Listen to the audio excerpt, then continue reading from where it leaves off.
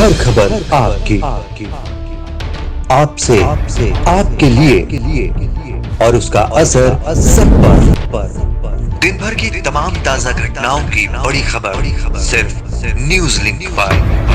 निर्भीक, निष्पक्ष, निरंतर।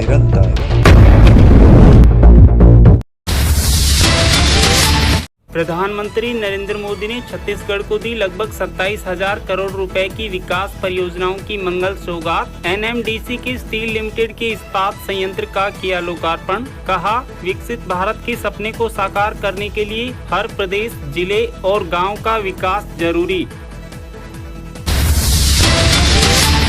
जगदलपुर की जनसभा में प्रधानमंत्री नरेंद्र मोदी ने सामाजिक न्याय के लिए दोहराई प्रतिबद्धता। कहा, गरीब ही देश की सबसे बड़ी आबादी और गरीब कल्याण ही सरकार का मकसद।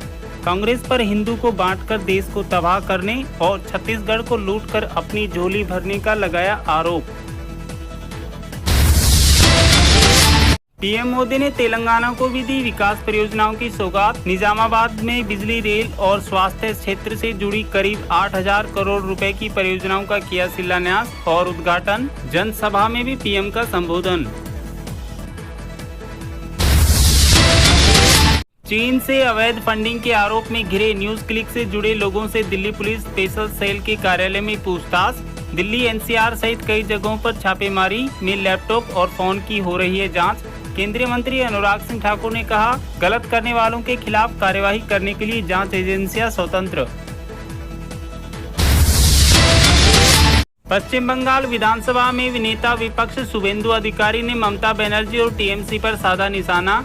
पश्चिम बंगाल में मनरेगा और पीएम आवास योजना में हुए भ्रष्टाचार, सीबीआई जांच की मांग की। परिवारवाद, तुष्टीकरण और भ्रष्टाचार है टीएमसी का एजेंडा। दिल्ली में टीएमसी के प्रदर्शन को बताया ड्रामा। भौतिकी के नोबेल पुरस्कार का ऐलान। पदार्थ में इलेक्ट्रॉन की गतिशीलता के अध्ययन से संबंधित विषयों के बारे में उपयोगों को लेकर 3 भौतिकी वैज्ञानिक पियरे एगोस्टिनी, फेरेंक क्रूज और एनिएल हुलियर को मिलेगा सम्मान।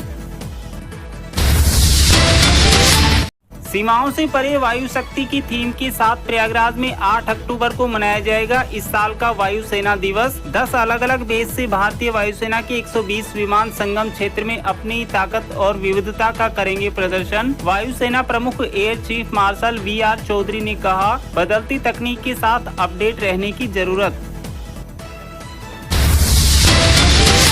एशियाई खेलों में क्रिकेट के क्वार्टर फाइनल में भारत ने नेपाल को 23 रन से दी शिकस्त। कैनोइंग के डबल 1000 मीटर स्पर्धा में भारत ने जीता कांस्य पदक। वहीं बॉक्सिंग में प्रीति ने जमाया कांस्य पदक पर कब्जा। अब तक भारत ने 13 स्वर्ण के साथ जीते कुल 62 पदक। केंद्रीय वित्त मंत्री निर्मला सीतारमण ने तमिलनाडु के कोयम्बटूर में प्रधानमंत्री ऋण योजनाओं के तहत किए ऋण वितरित। वित्त मंत्री ने कहा कि सरकार ग्रामीण किसानों और उद्यमियों को सब्सिडी तथा छोटे उद्यमी और व्यापारियों को दे रही है ऋण सहायता। इस कार्यक्रम में क्रेडिट आउटरीच कार्यक्रम के अंतर्गत बांटे गए ऋण।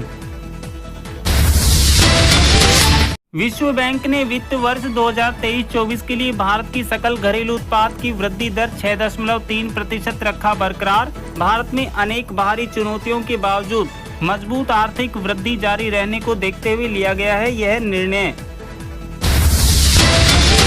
दिल्ली एनसीआर में मंगलवार दोपहर 2:51 पर आए तेज भूकंप के झटके किए गए महसूस। दहशत में आए लोग दफ्तर और घरों से निकले बाहर। नेशनल सेंटर फॉर सिस्मोलॉजी के मुताबिक भूकंप की तीव्रता 6.2 मापी गई। भूकंप का केंद्र नेपाल के दीपायल से 38 किलोमीटर दूर जमीन से 5 किलोमीटर गहराई में रहा।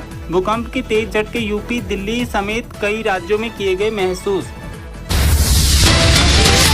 हर खबर आपकी आपसे आपके लिए और उसका असर सब पर। दिन भर की तमाम ताजा घटनाओं की बड़ी खबर सिर्फ न्यूज लिंक पर। निर्भीक, निष्पक्ष, निरंतर।